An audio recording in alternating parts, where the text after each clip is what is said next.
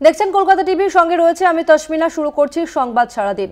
নির্বাচনী আইন মতো বিশেষ ভোটার তালিকা সংশোধনের সুযোগ নেই।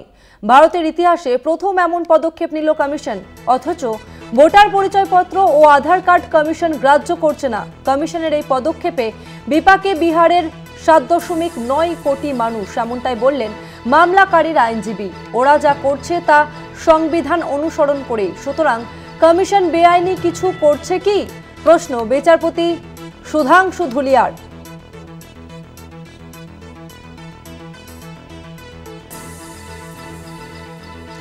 বিহারে বিধানসভা ভোটের আগে ভোটার তালিকার বিশেষ ও নিবিড় সংশোধনের নির্দেশ জারি করেছে নির্বাচন কমিশন।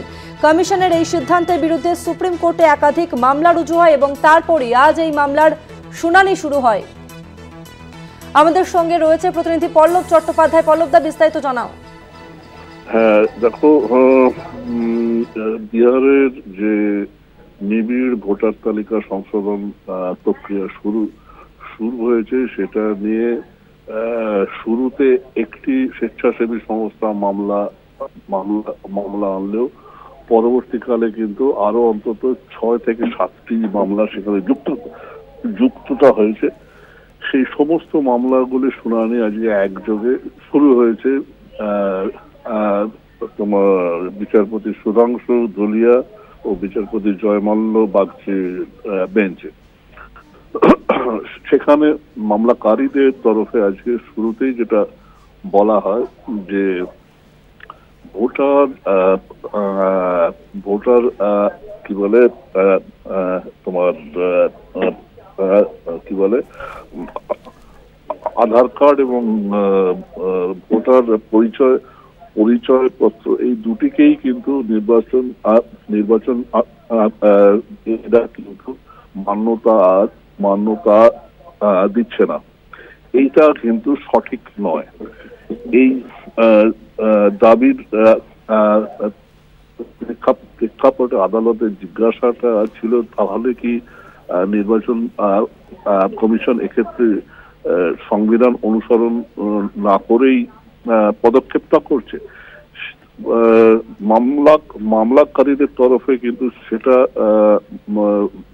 কি বলে, সেটাকে অস্বীকার করে জানানো হয় যে না, তা নয়।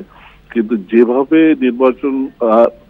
নির্বাচন এই স্টেপটা নিয়েছে, তার ফলে বিহারের প্রায় 7.9 কোটি জনতা রীতিমতো সমস্যায়।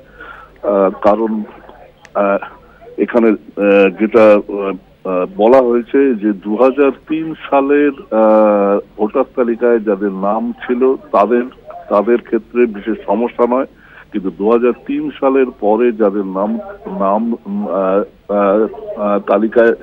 তালিকায় এসছে, তাদের ভোটার পরিচয়পত্র এবং আধার ছাড়া 11 রকমের যে কোনো একটা বা দুটো প্রমাণপত্র কিন্তু দেখাতে হবে। একমাত্র তাহলেই তাদের কিন্তু নাগরিকত্বটা সঠিক বলে কিন্তু মেনে নেওয়া হবে। এই প্রেক্ষাপটে এখনো পর্যন্ত শুনানিটা চলছে।